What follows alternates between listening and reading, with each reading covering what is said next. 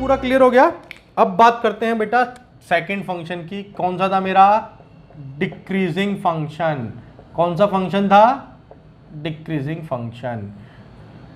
Increasing में हमने दो कैटेगरी देख ली हैं, स्ट्रिक्टली इंक्रीजिंग और इंक्रीजिंग, जिसको हम बोलते हैं नॉन डिक्रीजिंग। अब हम किसकी बात कर रहे हैं बेटा? डिक्रीजिंग फंक्शन की। तो डिक्रीजिंग फंक्शन में हमारी फर्स्ट कैटेगरी क्या होगी बेटा? कौन बताएगा? Strictly decreasing. क्या होगा? Strictly decreasing. जरा ग्राफ की मेथड से देख, ग्राफ के मेथड से या ग्राफ की हेल्प से हम देख लेते हैं कि क्या होगा। बनाओ फटाफट से एक। ये मैंने बनाया x, ये मैंने बनाया y, और ये कुछ बेटा इस तरह से मैंने बना दिया। ये मेरा फंक्शन हो गया y बराबर fx। इसको एरो मत दो, ऐसे ही कर लो, ठीक है। जरा देखें, मैंने दो पॉइंट उठाए इस कर्व पे। किस तरह से उठाए? कि ये x1 है और ये x2 है, और इनके करस्पॉन्डिंग जो आउटपुट है वो मेरा ये आ गया बेटा f ऑफ x1, और इसके करस्पॉन्डिंग जो आउटपुट है वो मेरा आ गया f ऑफ x2। मैंने क्या किया? एक कर्व बनाया xy एक्सिस पे और दो पॉइंट लिए x1 एंड x2, और उसके करस्पॉन्डिंग मैंने आउटपुट देखा fx1 fx2। ये पॉजिटिव x एक्सिस है तो मेरा x इस डायरेक्शन में बढ़ेगा, और ये मेरी पॉजिटिव y एक्सिस है तो y मेरा यानी आउटपुट मेरा इस डायरेक्शन में बढ़ेगा। तो आप यहाँ पे क्या देख रहे हैं? आप क्या देख पा रहे हैं बेटा ग्राफ से कि x1 की वैल्यू x2 से छोटी है। x तो बढ़ रहा है, लेकिन इन दोनों में बताओ करस्पॉन्डिंग आउटपुट कौन ज्यादा है? fx1 ज्यादा है या fx2 ज्यादा है? कौन सा ज्यादा है? तो ऊपर की तरफ हम जा रहे हैं तो वैल्यू हमारी बढ़ रही है। तो आप देख रहे हैं कि x2 is greater then x1, but मेरा आउटपुट जो है वो छोटा है। उल्टा हो गया, इन दोनों का रिलेशन पलट गया। x2 बड़ा है x1 से, लेकिन आउटपुट जो x2 के करस्पॉन्डिंग है वो छोटा है x1 से। बात समझ में आ गई? तो इस तरह के फंक्शन को हम क्या बोलेंगे बेटा? इस तरह के फंक्शन को हम क्या बोलेंगे? Strictly decreasing function. बात समझ में आ गई? यानी इनपुट बढ़ाएंगे, इनपुट तो बढ़ाएंगे लेकिन आउटपुट घट जाएगा, यानी अपने आप में क्या है? कॉन्ट्राडिक्ट कर रहा है। इनपुट बढ़ रहा है, आउटपुट कम हो रहा है। तो ये हमारा हो गया स्ट्रिक्टली डिक्रीजिंग फंक्शन। अब मैथमेटिकली कैसे डिसाइड करेंगे कि what is the condition to find out a function is strictly decreasing? Mathematically जैसे हमने इंक्रीजिंग में करा, यहां पर भी कर लेते हैं। किसकी हेल्प लेंगे? डेरिवेटिव की।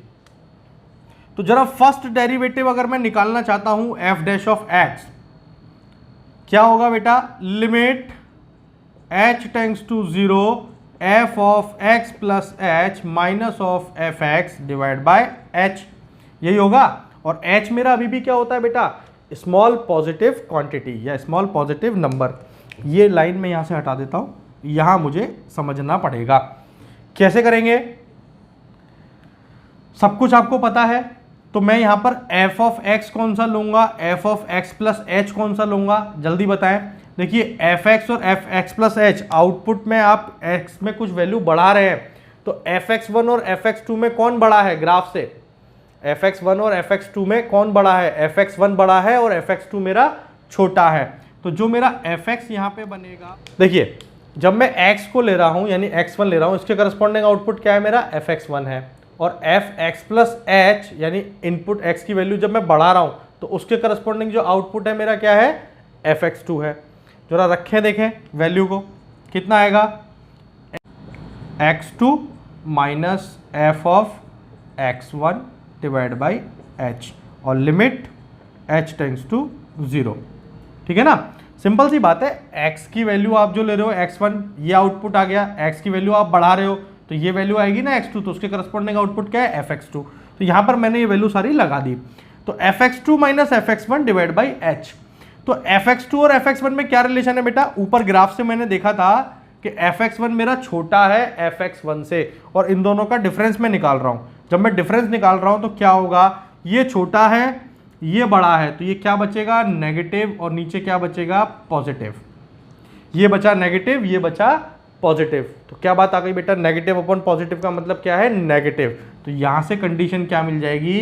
F dash of x should be less than 0, यानी कि जो फर्स्ट डेरिवेटिव है ये 0 है, जो फर्स्ट डेरिवेटिव है, जो मेरा बेटा फर्स्ट डेरिवेटिव आएगा वो क्या आएगा, लेस देन 0 आएगा। तो मुझे किसकी कंडीशन मिल जाएगी, स्ट्रिक्टली डिक्रीजिंग फंक्शन की कंडीशन मिल जाएगी, यहां इक्वल्स टू नहीं है।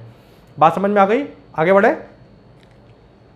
इसमें दूसरी कैटेगरी क्या हो सकती है बेटा, इसकी दूसरी कैटेगरी क्या हो सकती है, ओनली डिक्रीजिंग फंक्शन, डिक्रीजिंग, इसका दूसरा नाम क्या होगा, या फिर डिक्रीजिंग को क्या बोलेंगे, ओनली डिक्रीजिंग को नॉन इंक्रीजिंग फंक्शन, क्या बोलेंगे, नॉन इंक्रीजिंग फंक्शन। यानी डिक्रीजिंग है लेकिन ये नॉन इंक्रीजिंग होगा। नॉन इंक्रीजिंग का मतलब क्या है, डिक्रीज होते हो सकता है कि ये कहीं पे कांस्टेंट हो जाए।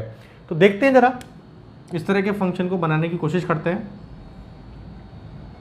बहुत सिंपल है, कुछ भी नहीं है, आपको फंडामेंटल क्लियर है। तो देखो ये लाया मैं और मैंने यहाँ पे आके ऐसे कर दिया, ठीक है, सिंपल सी बात है। मैंने इस तरह से एक बना दिया कर्व, और कर्व में बीच में एक स्ट्रेट पोर्शन था, आप चाहें तो बाद में भी उसको ऐसे करके घटा सकते हैं। देखिए मैंने शेप चेंज कर दी है, कॉनकेव अप कॉनकेव डाउन, मैं बाद में बात करूंगा। तो ये पोर्शन है मेरा, तो ये मैं मान लेता हूँ पॉइंट नंबर ए है, ये मेरा पॉइंट नंबर बी है, ये मेरा पॉइंट नंबर सी है। मेरे तीन ही पॉइंट मेरे काम के हैं। इसके करस्पॉन्डिंग जो x की वैल्यू है, लेट से दिस इज x1, इसके करस्पॉन्डिंग जो x की वैल्यू है, लेट से x2, और इसके करस्पॉन्डिंग जो x की वैल्यू है वो क्या है, x ऑफ 3। इसके करस्पॉन्डिंग आउटपुट मैंने बोला f ऑफ x1, इसके करस्पॉन्डिंग के आउटपुट को मैंने क्या बोला, y की वैल्यू को f ऑफ x2, और इसके करस्पॉन्डिंग, ये भी बेटा पूरी स्ट्रेट लाइन थी, तो f of x2 should be is equals to f of x3 होगा। ये दोनों बराबर होंगे, थोड़ी सी जगह कम है यहाँ पर, f ऑफ x3 है ये, और ये f ऑफ x2 है, तो ये दोनों वैल्यू यहाँ पे बराबर होंगी, f of x2 and f of x3। ठीक है, बताएं जरा ग्राफिकली क्या रिलेशन है, x1 x2 और x3 में क्या रिलेशन है, यही रिलेशन है, यस और नो, ये 3 है। लेकिन इनके आउटपुट को अगर आप ग्राफिकली देखें तो fx1 मेरा सबसे बड़ा है और fx2 और fx3 मेरी वैल्यू बराबर है। तो मैं लिख सकता हूं f of x1 is greater than f of x2 and it should be equal to f of x3। 2 और 3 आपस में बराबर है लेकिन fx1 सबसे बड़ा है। बात समझ में आई ग्राफिकली? हाँ जी,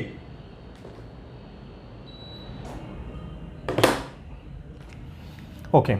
अब जरा इसको अगर मैं मैथमेटिकली बात करूं ड्राइव करने की, तो दो पोर्शन मुझे फिर से लेने पड़ेंगे। हटा दूं जरा इसको।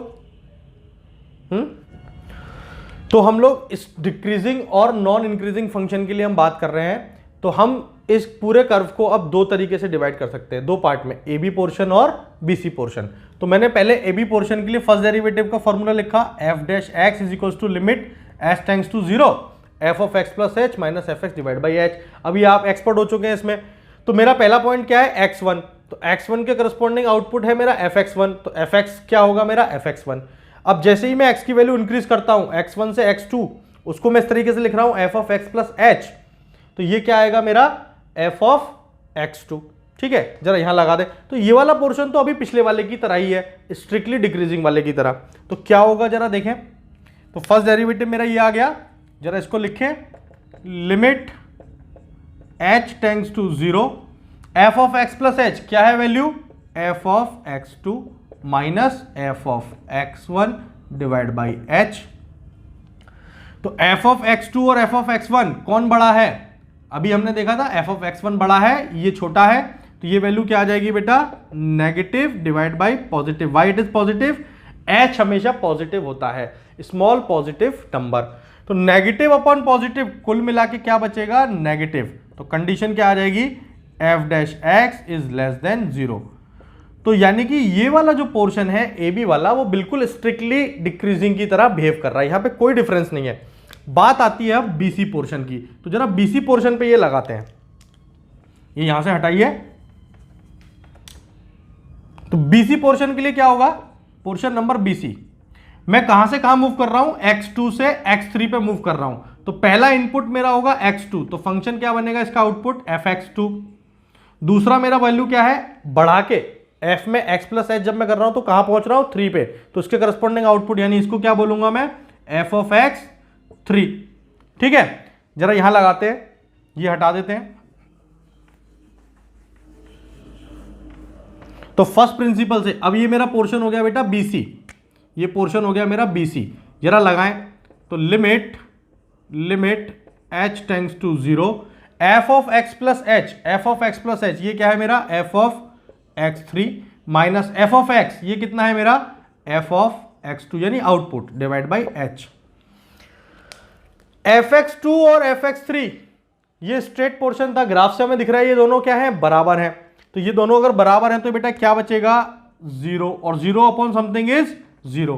तो यहां से क्या कंडीशन मिल रही है, f dash x is also equal to 0। बात समझ में आ गई। तो इसका मतलब अगर मैं बात करूं ओवरऑल कोई भी फंक्शन सिर्फ डिक्रीजिंग हो यानी कि नॉन इंक्रीजिंग, तो कंडीशन क्या बनेगी, f dash x should be less than equal to 0।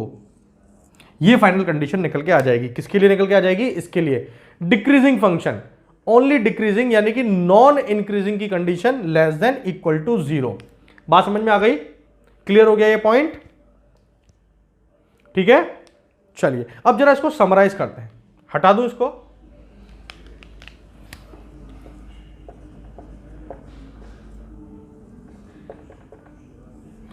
हमने बेटा 4 कैटेगरी देख ली, इंक्रीजिंग की 2 कैटेगरी, डिक्रीजिंग की 2 कैटेगरी। अब जरा इसको समराइज करके देख लेते हैं कि समरी एक लाइन में अगर हम देखना चाहें तो क्या क्या कंडीशन हमारी निकल के आती हैं। अगर हम कह रहे हैं मेरा f डैश x सिर्फ ग्रेटर देन 0 है, तो आप क्या बोलोगे कि सर ये स्ट्रिक्टली इंक्रीजिंग फंक्शन है। क्या है बेटा, स्ट्रिक्टली इंक्रीजिंग फंक्शन है।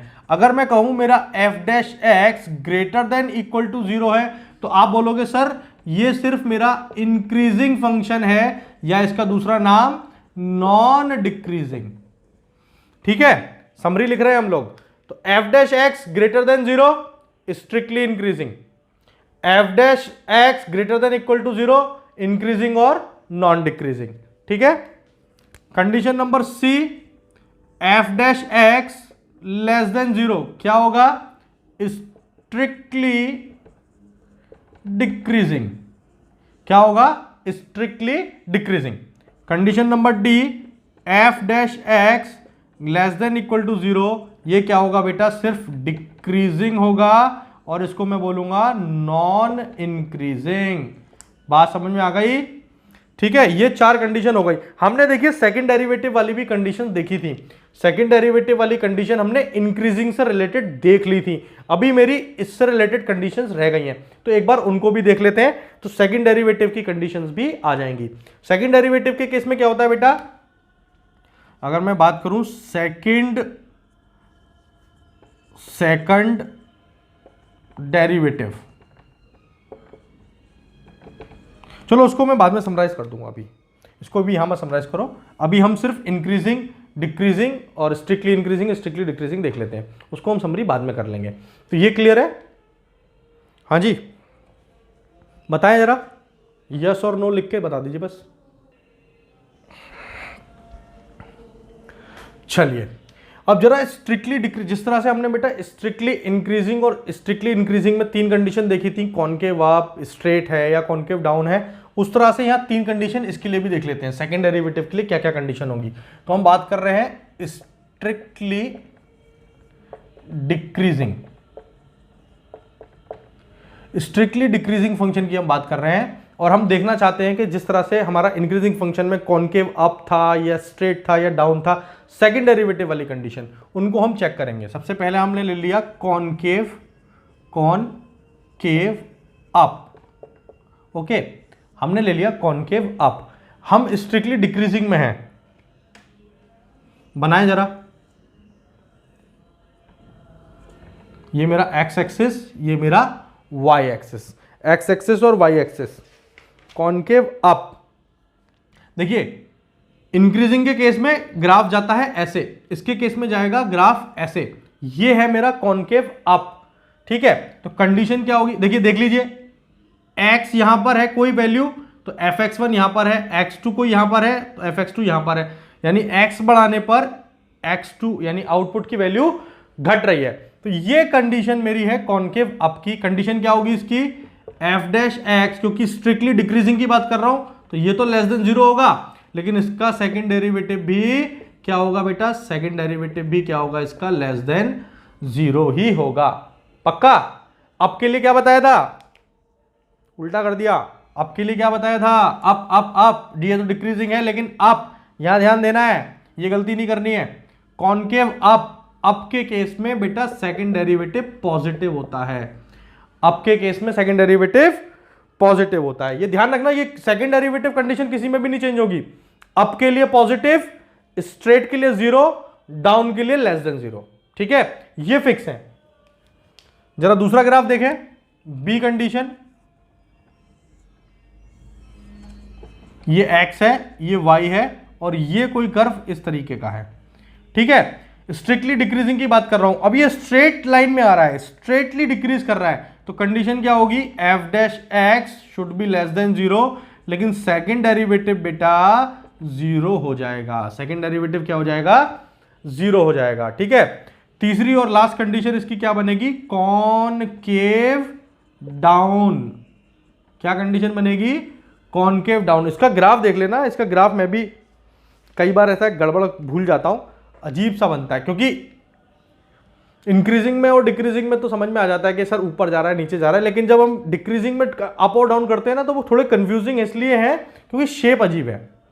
ठीक, तो इसकी बात करते हैं कॉनकेव डाउन की। थर्ड कंडीशन देखो, ये x है, ये मेरा y है। अगर ये अप है तो इसका डाउन क्या होगा, अगर ये अप है तो इसका डाउन क्या होगा, इसको फ्लिप कर दूं उल्टा, ऐसे होगा कि नहीं होगा, बिल्कुल एक्सपोनेंशियल वाले ग्राफ की तरह। तो यहां पे ये इस तरीके से जाएगा, ये एरो लगा लीजिए क्योंकि डिक्रीजिंग फंक्शन हम दिखा रहे हैं। तो कंडीशन क्या आ जाएगी, f डैश x तो लेस देन 0 होगा, लेकिन सेकेंड डेरिवेटिव क्या हो जाएगा बेटा, ये भी लेस देन 0 हो जाएगा। तो ये तीन तरह के कर्व हम लोग यहां पे देख सकते हैं। बात समझ में आ गई। तो आप देख रहे हो कि बेटा चाहे इंक्रीजिंग का केस हो या डिक्रीजिंग का केस हो, अगर सेकेंड डेरिवेटिव कंडीशन की मैं बात करूं तो वो सेम है। Concave up, second derivative positive, either strictly increasing और strictly decreasing, second derivative is positive. Second derivative equals to 0, either strictly increasing और डिक्रीजिंग, सेकेंड डेरिवेटिव 0 है तो ये स्ट्रेट होगा। Second derivative negative, concave down, strictly increasing या strictly decreasing का concave down हो, second derivative negative ही आएगा। फर्स्ट कंडीशंस आपकी बदल जाएंगी। बात समझ में आ गई। तो एक क्वेश्चन हम इसका अब अगली क्लास में ले लेंगे कि डिक्रीजिंग का कैसे हम लोग करते हैं। हमने इंक्रीजिंग का तो देख लिया, अब इसका एग्जाम्पल बेटा हम कल देख लेंगे।